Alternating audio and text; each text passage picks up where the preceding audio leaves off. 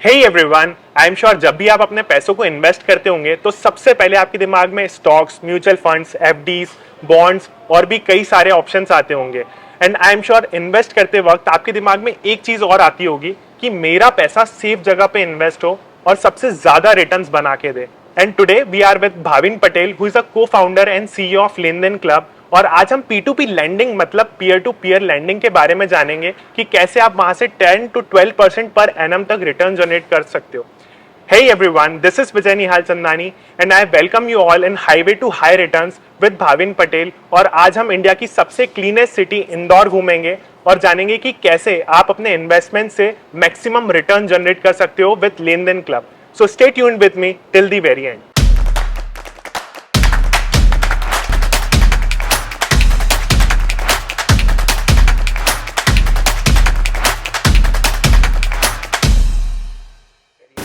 वैसे तो भाविन सर, मैंने पर्सनली इन्वेस्ट किया हुआ है लेनदेन क्लब के साथ और मुझे P2P पता भी है। But can you tell our audience कि what is P2P and what is LenDen club and how does this work और कैसे कहाँ?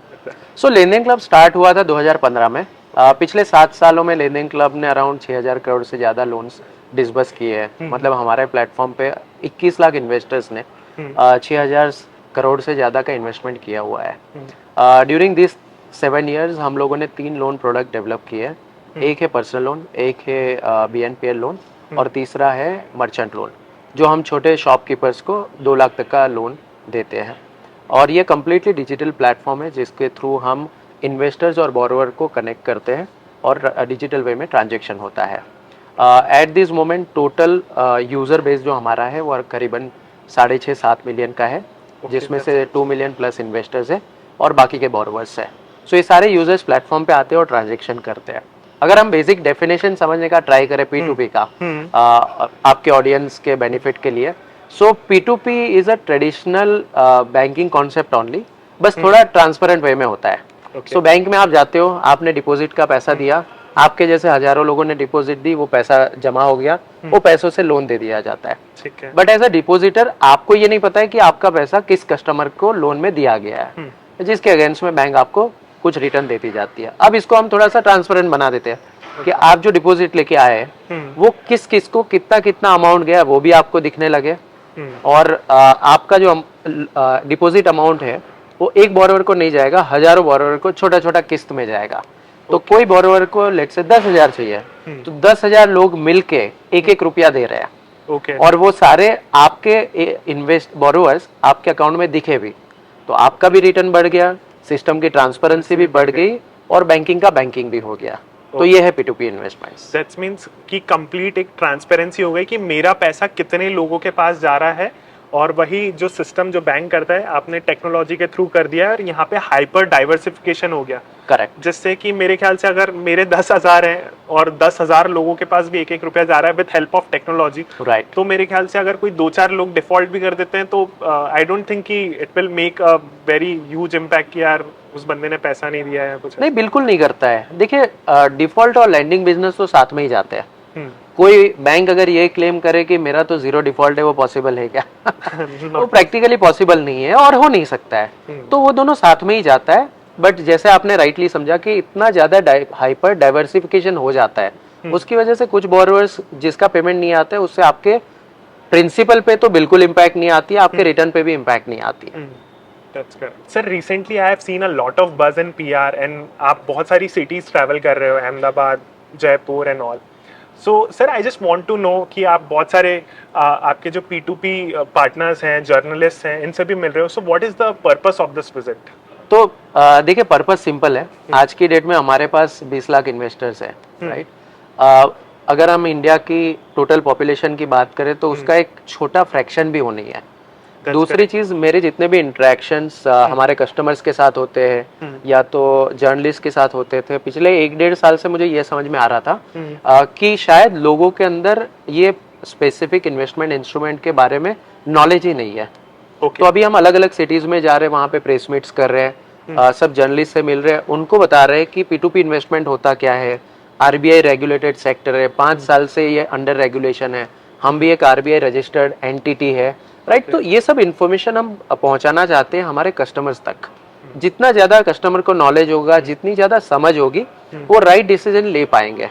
तो हमारा एक ही पर्पज है अभी कि अगले 3 महीने में हम इतनी सारी एक्टिविटीज कर रहे हैं जो 15-20 दिन पहले स्टार्ट हुई और 2-2.5 महीना जाएगी, कि हमारे कस्टमर्स को पता होना चाहिए कि P2P इन्वेस्टमेंट क्या है, उसमें क्या रिस्क इन्वॉल्व है और उससे मेरा बेनिफिट क्या हो सकता है।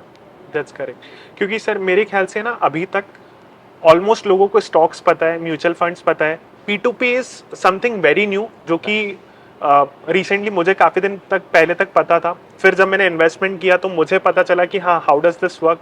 बट हाँ, अच्छा है कि अगर ज़्यादा से ज़्यादा लोगों तक पहुँचेगा तो वही एक और नया सेगमेंट लोगों के लिए ओपन हो जाएगा इन्वेस्टमेंट्स के लिए, what I personally think. And that's amazing, जितना हम लोग उनको सिखाएंगे कि हाँ, this what is this thing, कैसे काम करती है, तो उतना ही ज़्यादा लोगों को समझ आएगा और ज़्यादा लोग इन्वेस्ट करेंगे। सर P2P के साथ साथ आपका एक FMPP प्लान भी है, which is fixed maturity P2P, that means peer to peer. तो सर P2P और FMPP में क्या डिफरेंस है और दोनों ये चीज़ें कैसे काम करती है? सो FMPP इज अ री इंजीनियर्ड प्रोडक्ट। अच्छा। मतलब मैं इंजीनियरिंग इसलिए बोल रहा हूँ कि मैं खुद इंजीनियर हूँ, हम्म। टेक्नोलॉजी टीम भी मेरी इंजीनियर्स की है। सो FMPP इज अ प्लान जहाँ पे कस्टमर आके 1 साल से लेके 5 साल तक इन्वेस्ट कर सकता है। अलग अलग प्लान में एक साथ में इन्वेस्ट कर सकते हैं। ओके, सो लेट्स से कि मेरे पास कुछ पैसा है, जैसे 20,000 है, मुझे आज से 6 महीने के लिए इन्वेस्ट करना है, 1 साल के लिए इन्वेस्ट करना है। मेरे पास कुछ 2 लाख रुपए पड़े हैं, वो मुझे 2 साल के लिए इन्वेस्ट करना है। तो as per my risk appetite and as per my convenience मैं FMPP में उस अकॉर्डिंग इन्वेस्ट कर सकता हूँ, बिल्कुल, है ना? बिल्कुल। और उस दिन आपका अमाउंट अवेलेबल होगा विड्रॉल के लिए। लेट्स से आपके प्लान चेंज हो गए तो आप उसको री इन्वेस्ट भी कर सकते हो। ठीक है, दैट्स अमेजिंग सर। अच्छा सर, अब मुझे एक चीज़ और बताइए। एज ऑफ नाउ मैं तो इन्वेस्टर हूँ, ठीक है, मेरे पास बहुत सारे ऑप्शंस हैं, स्टॉक्स है, म्यूचुअल फंड्स हैं, बॉन्ड्स हैं, काफ़ी सारे ऑप्शंस हैं। अगर मेरे पास पैसा है तो मेरे पास इन्वेस्ट करने के लिए बहुत सारे ऑप्शंस हैं। तो as an investor, why would I choose FMPP over all this type of investments? See it's an obvious reason. क्यों मैं उसको ऑब्वियस बता रहा हूँ कि अगर हम आज की डेट में देखें कि इन्वेस्टर के सामने इन्वेस्टमेंट के ऑप्शन क्या है। लेट्स से जनरली इन्वेस्टर अपने इन्वेस्टमेंट को 2 पार्ट में डिवाइड करता है। एक तो एग्रेसिव, जो आपके स्टॉक्स हो गए और उसके रिलेटेड इन्वेस्टमेंट ऑप्शंस हो गए। दूसरा होता है डेट साइड, जहाँ पे आप एक फिक्स रिटर्न की एक्सपेक्टेशन लगा के चलते हो। वहाँ पे आपके पास 2-3 ऑप्शंस हैं। एक हो गया FD, दूसरा हो गया म्यूचुअल फंड। म्यूचुअल फंड में आपके पास 2-3 ऑप्शंस आ जाते हैं, overnight fund, liquid fund, debt mutual fund. और कौन सा ऑप्शन है स्पेसिफिकली कस्टमर्स जहाँ पे 1 लाख, 2 लाख, 5 लाख इन्वेस्ट करना चाहे, वहाँ पे आपके पास ऑप्शंस नहीं है। If you are HNI with 25-50 lakh corpus capability for every instrument, शायद आपके लिए कुछ और NCDs वगैरह के डोर्स ओपन हो जाएंगे, कुछ बॉन्ड्स के ओपन हो जाएंगे, बट उसके अलावा ऑप्शन नहीं है। और अगर मैं लिक्विड फंड, ओवरनाइट फंड के रेट्स देखूँ, 3% से नीचे है, प्री टैक्स इनकम है। डेट म्यूचुअल फंड की 4-4.5% है, FD 5.25-5.5% 1 साल की FD चल रही है। तो इन्वेस्टर जाएंगे कहाँ? हमारा इन्फ्लेशन रेट अगर हम देखें 7-8% चल रहा है, तो बिल्कुल, तो अगर इन्वेस्टर को पैसा इन्वेस्ट करना है तो एटलीस्ट इन्फ्लेशन रेट जितना तो रिटर्न आना चाहिए। So we are just providing them one more option. We never say investor that park all of your debt allocation here. We always say park some portion of that. Even if you put 20-25% of debt allocation here, overall portfolio level पे आपका return 1 से 1.5% आराम से बढ़ जाएगा। And that's how one should look at it. As Warren Buffett ने कहा है कि आप अपने सारे जो एग्स हैं वो एक बास्केट में मत डालो। तो जहाँ पे आप भी हाइपर डाइवर्सिफिकेशन कर रहे हो, वैसे एक इन्वेस्टर के लिए भी बहुत इंपॉर्टेंट होता है कि वो अपने जो पैसे हैं वो अलग अलग चीज में डालें। जहाँ वो सारी चीजों में, स्टॉक्स, म्यूचुअल फंड्स में डाल रहा है, तो P2P में भी एक बार ट्राई करे, जिससे he can get a good amount of returns. और 10-12% मेरे ख्याल से सर आज अगर मिल जाता है ना तो बहुत अच्छा होता है। मतलब आज अगर आप स्टॉक्स में जा रहे हो, मेरे ख्याल से म्यूचुअल फंड्स में जा रहे हो, तो काफ़ी ज़्यादा ना नॉलेज जो है वो चाहिए होता है। और इनसाइड द कंपनी और आउटसाइड द कंपनी क्या चल रहा है, both are completely different things. अंदर कंपनी अच्छी चल रही होती है, बाहर स्टॉक्स गिर रहे होते हैं, बाहर स्टॉक्स बढ़ रहे होते हैं, अंदर कंपनी। तो एक नॉर्मल इन्वेस्टर मेरे ख्याल से, अगर मैं पर्सनली, जहाँ की मैं मतलब काफ़ी ज़्यादा रिसर्च करता रहता हूँ ऑलमोस्ट एवरी सिंगल डे, मेरे लिए भी sir personally speaking on my experience की इट्स वेरी टफ कि एक कंपनी को और उसके स्टॉक्स को जानना कि हाँ यार कैसा ऊपर चल रहा है। But yes, I love the product. I mean P2P काफ़ी अच्छा समझ आया मुझे। लेट्स टॉक अबाउट इन्वेस्टमेंट्स की कितना मिनिमम मैक्सिमम इन्वेस्टमेंट हो सकता है, बट सर यहाँ नहीं। मैं आपको इंदौर घुमाऊंगा, साथ Okay. में कॉफी पीते हैं और Sure. चलते चलते भी कुछ बात करते हैं। Okay.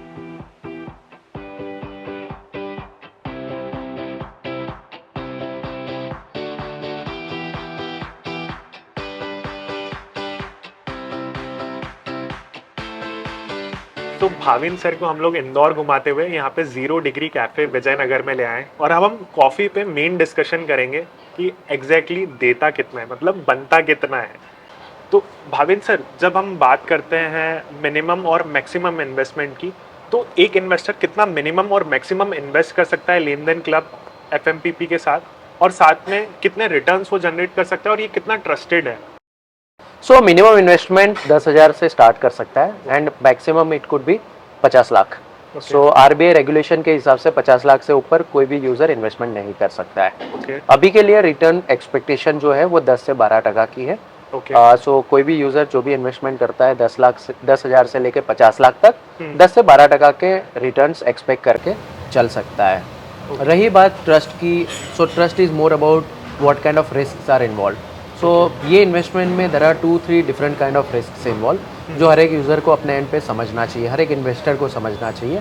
एक होता है रेगुलेशंस, सो प्लेटफॉर्म रेगुलेशंस के साथ कंप्लायंट है कि नहीं है, तो वो एक रिस्क यूज़र या तो इन्वेस्टर अपना इन्वेस्टमेंट चालू करे उसके पहले खुद चेक कर सकता है। दूसरा होता है credit and concentration risk. So credit and concentration risk ऐसे होता है कि मेरा पर बोरोवर कितना एक्सपोजर है। तो जैसे मैंने स्टार्टिंग में आपको बताया कि लेंडिंग क्लब का जो ऑटो इन्वेस्ट एल्गोरिदम है वो हाइपर डाइवर्सिफिकेशन पे काम करता है। सो आप 10,000 रुपया भी इन्वेस्ट करोगे तो वो हर एक डिफरेंट बोरोवर को 1 रुपया, 5 रुपया, 10 रुपया ऐसे एलोकेट हो जाता है। तो वहाँ पे आपका कॉन्सेंट्रेशन रिस्क चला जाता है और आपका जो क्रेडिट रिस्क है तो उसको हम कैसे मिटिगेट करते हैं, तो उसको मिटिगेट हमारा एल्गोरिदम ऐसे करता है कि आपका जो भी 10-20 हजार लोन का पोर्टफोलियो बना उसका और हमारे प्लेटफॉर्म के लेवल पे जो क्रेडिट रिस्क का कंपोजिशन है कि X% high risk loan, Y% low risk loan, वो वही सेम कंपोजिशन आपके पोर्टफोलियो पे बनता है। सो कुल मिला के 10 से 12% का जो एक्सपेक्टेशन है वो आपका मैच हो सकता है, उसी के हिसाब से हमारा एल्गोरिदम काम करता है। और सर मैं अगर ट्रस्ट की बात करूं तो ये कितना ट्रस्टेड है? Just because when a investor invest his money, तो सबसे पहले जो आता है यार, राइट, कितना ट्रस्ट होना चाहिए? तो आप 2-3 चीज़ों को देख के ट्रस्टवर्दीनेस प्लेटफॉर्म की चेक कर सकते हैं कि प्लेटफॉर्म कितने टाइम से ऑपरेट कर रहा है। जैसे हम 7 साल से ऑपरेट कर रहे हैं, ईयर ओवर ईयर हमारा जो परफॉर्मेंस पोर्टफोलियो का है हम प्लेटफॉर्म के ऊपर डिस्प्ले भी करते हैं। दूसरी चीज़, ये आरबीआई रेगुलेटेड सेक्टर है तो एक ट्रस्ट फैक्टर वहाँ से भी आ जाता है कि जब आरबीआई इंटरवीन करता है और रेगुलेट करता है कोई भी कंपनीज को या तो कोई भी सेक्टर को, तो एक automatically trust and legality create हो जाती है। तो यूज़र वो दूसरी चीज़ देख सकते हैं। तीसरा, आप ये भी देख सकते हो कि कितने यूज़र्स वहाँ पे है और कितने इन्वेस्टर्स है। तो हमारे प्लेटफॉर्म पे ऑलरेडी 21 लाख से ज़्यादा इन्वेस्टर्स ऑलरेडी है जो इन्वेस्ट कर चुके हैं, बहुत सारों ने रिटर्न कमाया हुआ है। तो वो भी एक तरीके से आपको प्रमाण मिल रहा है कि प्लेटफॉर्म ट्रस्टवर्दी है, इतने सालों से ऑपरेटेड है, आरबीआई रेगुलेटेड सेक्टर है, तो आप उसमें इन्वेस्ट कर सकते हैं। ओके, सो दैट मीन्स कि जो हमें जब इन्वेस्ट करना है तो बहुत छोटी सी एक वैल्यू है 10,000 से कोई भी एक, आई थिंक एक नॉर्मल यूजर भी इन्वेस्ट कर सकता है। एक स्टार्टिंग जो है, मैं उसको क्या बोल दूं कि एंटर करने का जो पॉइंट है वो भी बहुत स्मॉल है और 50 lakh as a huge amount और 10 से 12% आज किसको नहीं चाहिए। बिल्कुल। तो ये, और ट्रस्ट की भी बात हो गई तो आरबीआई अप्रूव्ड है, तो I think that's perfect. Sir next हम लोग मैं आपसे ये पूछना चाहूँगा कि एक यूज़र, ये तो हो गई कि हम लोगों ने कितने परसेंट रिटर्न्स हो गए। नेक्स्ट मैं आपसे ये पूछना चाहूँगा कि एक यूज़र जो है वो कितने नंबर ऑफ इन्वेस्टमेंट्स कर सकता है और उसके विड्रॉल्स कैसे होते हैं, मैच्योरिटी के बाद कैसे होता है, हाउ सिंपल इट इज़? तो कोई भी इन्वेस्टर जो भी कॉर्पस लेके आता है, लेट्स से 1 लाख रुपीस लेके आता है, तो मल्टीपल इन्वेस्टमेंट में डिवाइड कर सकता है। Minimum investment will be of 10,000। सो एक एग्जांपल मैं आपको बताता हूँ कि 1 लाख रुपया अगर कोई इन्वेस्ट कर रहा है तो लेट्स से 10-10 हज़ार के 2 एफएमपीपी ओपन कर दिए 1 साल के लिए, 3 एफएमपीपी ओपन कर दिए 3 साल के लिए और 5 एफएमपीपी ओपन कर लिए 2 साल के लिए। सो लेट्स से आपने इन्वेस्ट किया 1 जनवरी 2022 को, सो 31 दिसंबर 2022 को वो अमाउंट विड्रॉल के लिए अवेलेबल होगा। आप या तो री इन्वेस्ट कर सकते हैं या अपने अकाउंट में विड्रॉ कर सकते हैं। सो सिंपली मैं ये बोलूँ तो मेरे पास आज 2 लाख रुपए पड़े इन्वेस्ट करने के लिए, और मुझे जैसा लगता है कि मुझे आज 40,000 रुपए जो मुझे चाहिए 6 महीने के बाद, Right. 1 साल के बाद मुझे 50,000 चाहिए, और अगले 2 साल के बाद मुझे बाकी के 2-4 लाख रुपए Right. चाहिए, तो एज पर माई कन्वीनियंस मैं उसमें पर्टिकुलरली बिल्कुल। इन्वेस्ट कर सकता हूँ, बिल्कुल rather than breaking it more even के बीच में, ताकि बिल्कुल। मेरा एक फिक्स्ड रहेगा तो मुझे रिटर्न्स भी अच्छे जनरेट Correct. होंगे। तो आई थिंक दैट्स परफेक्ट। सो जैसे मतलब आप भी जानते हो और आपके बहुत सारे यूजर्स भी जानते होंगे कि compounding interest is the 8th wonder of the world. तो फिर अगर आप मल्टी ईयर इन्वेस्ट कर सकते हैं तो कंपाउंडिंग इफेक्ट भी आ जाती है। तो अपनी कन्वीनियंस के हिसाब से इन्वेस्टर समझ सकता है और उसके हिसाब से अपने एफएमपीवी प्लान सेट कर सकता है। और सर मैं बात करूं लेन देन क्लब की, तो लेन देन क्लब कब से स्टार्ट हुआ था, और उसके साथ साथ मैं और भी ये जानना चाहूँगा कि आज जो लेन देन क्लब पे कितने नंबर ऑफ इन्वेस्टर्स हैं, कितने रिटर्न्स वो जनरेट करके दे चुका है। सो लेन देन क्लब स्टार्ट हुआ था 2015 में, बट लेन देन क्लब की जर्नी एक्चुअल चालू हुई थी 2008 से। सो मैंने मेरे इनिशियल 8 इयर्स स्पेंड किए थे एनबीएफसी सेक्टर में, जहाँ पे मैं एनबीएफसी के लिए फंड रेज करता था, उनके लिए ऑपरेशन सेटअप करता था। मैंने क्रेडिट एंड रिस्क साइड पे भी काफ़ी सारे प्रोजेक्ट्स किए हुए हैं, राइट। तो 2015 में जब हमने लेन देन क्लब स्टार्ट किया तो हमारे पिलर्स रेडी थे कि किस तरीके से ये बिजनेस ऑपरेट करेगा वगैरह वगैरह। एंड 2017 में आरबीआई का रेगुलेशन आया which made this sector more authenticate, कि अच्छा ऐसी कोई चीज़ है जो इंडिया में लीगल वे में हो सकती है and RBI will regulated with so and so use cases. So इस तरीके से वो चलता है। अब रही बात कितने इन्वेस्टर्स है, तो पिछले 7 सालों में हमारे प्लेटफॉर्म पे करीबन 21 लाख इन्वेस्टर्स रजिस्टर्ड है, जिसमें से अराउंड 16 लाख है जो कुछ ना कुछ अमाउंट इन्वेस्ट कर चुके हैं। तो काफ़ी बड़ा नंबर है। हमने आज तक 6,000 करोड़ के लोन डिसबर्स किए हुए हैं, जिसमें से अराउंड 2600-2700 करोड़ के आउटस्टैंडिंग्स है। बाकी के लोन ऑलरेडी रीपे भी हो चुके हैं। That's amazing.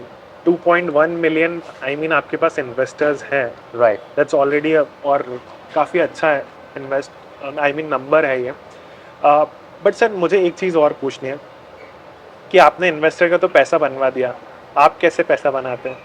राइट। सो हम लोग जब भी लोन देते हैं, सो हर लेवल पे, जैसे बोरोवर को लोन देते तो हम एक फीस लेते हैं, जब इन्वेस्टर को पैसा इन्वेस्टर का रिटर्न जनरेट होता है तब भी हम एक फीस उनसे चार्ज करते हैं।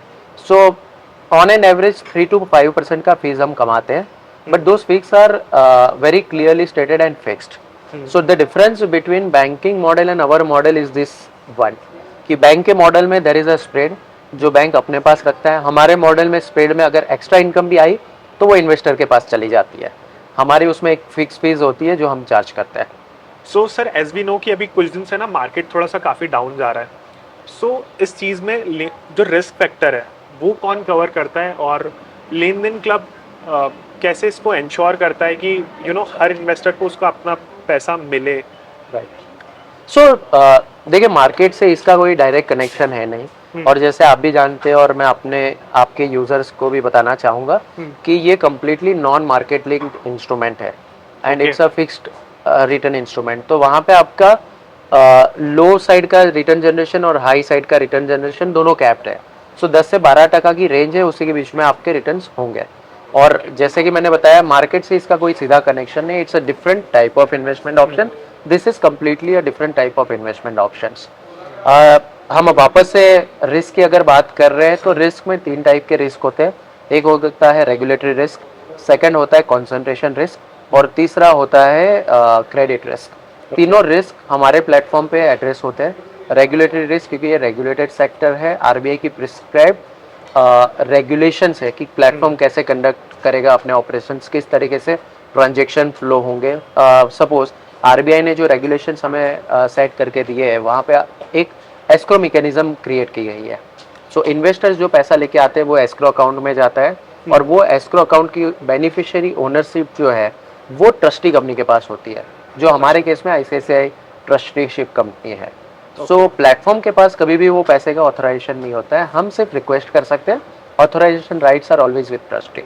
सो रेगुलेशन जब बनता है तो ये रिस्क भी एड्रेस किया जा सकता है कि कल अगर प्लेटफॉर्म को कुछ प्रॉब्लम होता है या कंपनी को कुछ दिक्कत आती है तो उस केस में इन्वेस्टर्स का कैश फ्लो कैसे ऑन रहेगा। म्यूचुअल फंड के केस में भी सिमिलर एस्क्रो मैकेनिज्म वर्क करती है between AMC mutual fund company and the investors. यहाँ पे 2 अकाउंट वाला है, वहाँ पे 1 अकाउंट वाला है, तो रेगुलेटरी रिस्क बहुत अच्छे तरीके से यहाँ पे एड्रेस कर दिया गया है। कॉन्सेंट्रेशन रिस्क जो मैंने आपको बताया कि 1 रुपये तक का डाइवर्सिफिकेशन हो जाता है, तो अगर बोरोवर को 10,000 रुपया चाहिए तो 10,000 इन्वेस्टर्स का एक रुपया जाता है, राइट। तो वहाँ पे अगर कोई बोरोवर्स ने डिफॉल्ट भी किया तो आपके रिटर्न्स पे इम्पैक्ट नहीं आती है, कैपिटल पे तो बिल्कुल ही नहीं आएगी। और तीसरा जो क्रेडिट डिफॉल्ट का रिस्क होता है, जो कोई भी इन्वेस्टमेंट ऑप्शन आप चूज करोगे डेट साइड का, तो वहाँ पे आप रहेगा ही रहेगा कि कोई even if you are investing into AAA company listed bonds, तो वहाँ पे भी डिफॉल्ट रिस्क तो है ही। कितना कम है ज़्यादा है दैट्स अ क्वेश्चनेबल, बट वहाँ पे एक बल्क अमाउंट इन्वेस्ट होता है। वेरेज हमारे केस में डिफॉल्ट रिस्क पहले तो हमारा एल्गोरिदम मैनेज कर लेता है कि जो प्लेटफॉर्म लेवल पे डिफॉल्ट रिस्क है और आपके पोर्टफोलियो लेवल पे वो मैच करता है। उसके बाद कॉन्सेंट्रेशन रिस्क में हमने और एक्सपोजर आपका कम कर रखा है। तो कुल मिला के there is very less probability कि अगर प्लेटफॉर्म परफॉर्म कर रहा है तो आपका पोर्टफोलियो क्यों परफॉर्म नहीं करेगा। And again at a platform level also company would not perform and get 10 to 12% return for the investors. So एक मेन चीज़ तो मुझे बहुत अच्छी लगी यहाँ पे, कई बार क्या होता है जैसे अभी कोविड आया है या मार्केट डाउन चल रहा है, तो एक इन्वेस्टर के दिमाग में ना सबसे पहले एक ही चीज़ चलती है, मार्केट डाउन चल रहा है, गोल्ड ऊपर बढ़ेगा उसमें पैसे इन्वेस्ट कर देता हूँ, हो सकता है प्रॉपर्टी बढ़ेगी उसमें पैसे इन्वेस्ट कर देता हूँ। तो यहाँ पे जो है मार्केट से कोई रिलेटेबिलिटी नहीं है। बिल्कुल। तो मेरे ख्याल से this is one of the good point of P2P lending कि यार मुझे मार्केट से कोई लेना देना ही नहीं है यहाँ पे। बिल्कुल। यहाँ पे जो मेरा इन्वेस्टमेंट है वो अलग ही है, तो डाइवर्सिफिकेशन में ये एक मेरे ख्याल से एक बहुत अच्छा प्लस पॉइंट है। Right. और चूंकि FMPP है, फिक्स मैच्योरिटी प्लान है, तो मेरे ख्याल से और भी अच्छा है, क्योंकि हमारे जब गोल्स होते हैं ना कि यार नहीं यार 6 महीने के लिए यहाँ पैसे रखे हुए हैं, तो हमारे कॉन्सेप्ट्स हम लोग जो अर्निंग्स वाला पार्ट होता है वो भी हमारा क्लियर होता है most of the part. Right. So I think that's one of the great part of it. Sir मैं ये जानना चाहूँगा, आपको ये FMPP और लेन देन क्लब की मैं जर्नी जानना चाहूँगा, और आपको ये आइडिया कैसे आया है FMPP का, इसके बारे में भी बताइए। तो लेन देन क्लब की जर्नी जैसे मैंने बताया कि जो मैंने 7-8 साल गुजारे NBFCs के साथ काम करके, तो वहाँ पे एक रियलाइजेशन ये था कि इंडिया में NBFC सेक्टर के पास कैपिटल नहीं है, जिसकी वजह से उनका बिजनेस बढ़ता नहीं है। तो हमें ये प्रॉब्लम को एड्रेस करना था। अब ये प्रॉब्लम को एड्रेस करने के लिए आपको टैप करना पड़ेगा रिटेल और HNI इन्वेस्टर का कैपिटल, जो एक्सेस सिर्फ बैंक के पास आज उस टाइम पे होती थी। So with this thought process we went ahead with Len then Club plan. जब हम आगे बढ़ते गए तो हमें दूसरा पहलू भी पता चला कि हम तो लोन साइड की प्रॉब्लम सॉल्व कर रहे हैं, बट इन्वेस्टर्स को भी प्रॉब्लम है कि उनके पास इन्वेस्टमेंट करने के लिए ऑप्शंस ही नहीं है। अगर कोई इंस्ट्रूमेंट उनको 10 से 12% रिटर्न दे सकता है तो it will become nothing like it, क्योंकि आज की डेट में भी नहीं मिलता है, आज से 5 साल पहले भी नहीं मिलता था, राइट। सो दोनों प्रॉब्लम मर्ज हो गया एंड वो इतना बड़ा प्रॉब्लम हमें फिर समझ में आया कि ये तो दोनों साइड पे it could be hot cake, कि इन्वेस्टर भी खुश है और बोरोवर भी खुश है, दोनों की अपनी रिक्वायरमेंट हो रही है। सो दोनों साइड पे वो विन विन हो जाता है। सो पहले 5 साल हमने बिजनेस किया, सो 2015 से 20 के बीच में। उसके बाद हमें रियलाइजेशन हुआ कि ये प्रोडक्ट और अच्छे से कैसे बनाई जा सकती है। सो वो एक्सपीरियंसेस को यूज करके हमने सोचा कि यूजर क्या समझ पाएगा, क्योंकि आज के टाइम में भी हम अगर किसी के पास जाके बात करें कि P2P इन्वेस्टमेंट्स, आप भी अपने फ्रेंड सर्कल में जाके बात कर सकते हो, हमारे यूजर्स भी कर सकते हैं कि P2P इन्वेस्टमेंट करते हो क्या आप, तो लोग कंफ्यूज हो जाएंगे, शायद सुना होगा बट कैसे होता है वो नहीं पता चलता है। तो हमारा ये सोचना था कि इसको इतना इजी बनाना चाहिए कि सामने वाला इजीली समझ पाए। अगर वो ज्यादा समझेंगे, ज्यादा नॉलेज उनके पास होगा, तो बिजनेस तो आज नहीं तो कल आएगा ही आएगा। For my audience, NBFC means non banking finance company, जिसके बारे में हम लोग यहाँ पे बात कर रहे हैं। सर मैं कॉन्सेप्ट भी क्लियर कर रहा हूँ जस्ट बिकॉज यूजर्स को भी पता होना चाहिए NBFC होता क्या है। Correct correct. सर एक लास्ट क्वेश्चन पे आते हैं, वो क्वेश्चन ये है कि how to get started with FMPP, और दूसरी चीज़ ये है कि how to get most out of it.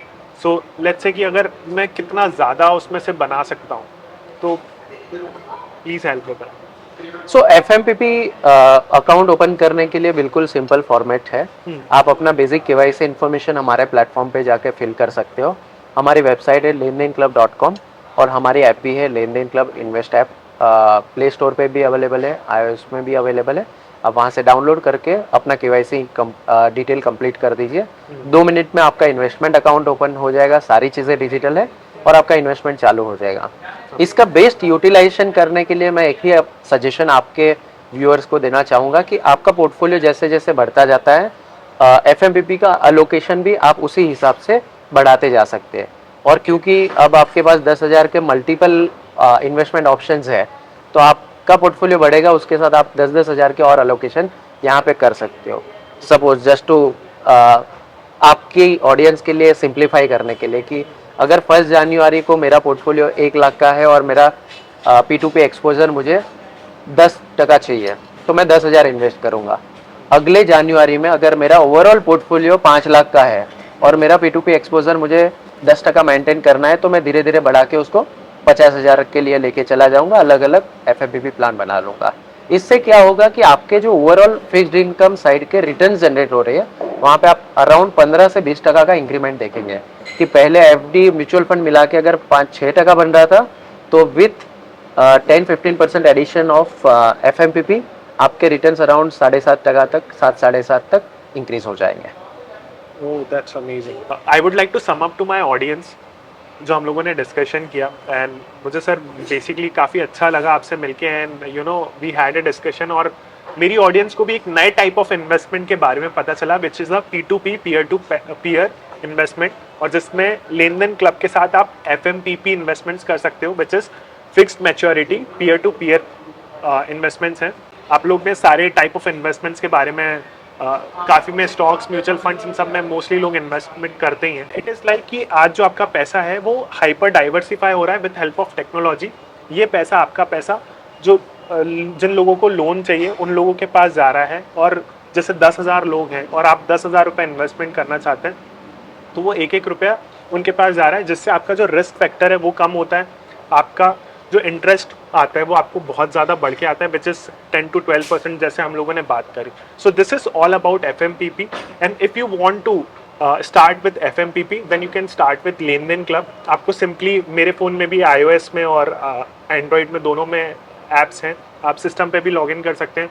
You have to just sign up, आप अपनी KYC कीजिए, एंड दैट्स इट। 10,000 रुपये से इन्वेस्ट कीजिए, और अगर आपके पास ज़्यादा पैसा है तो 50 लाख भी लगा दीजिए। तो that's all for today. Sir बहुत अच्छा लगा आपसे मिलके, एंड काफ़ी सारी चीज़ें सीखने को मिली आज। My pleasure.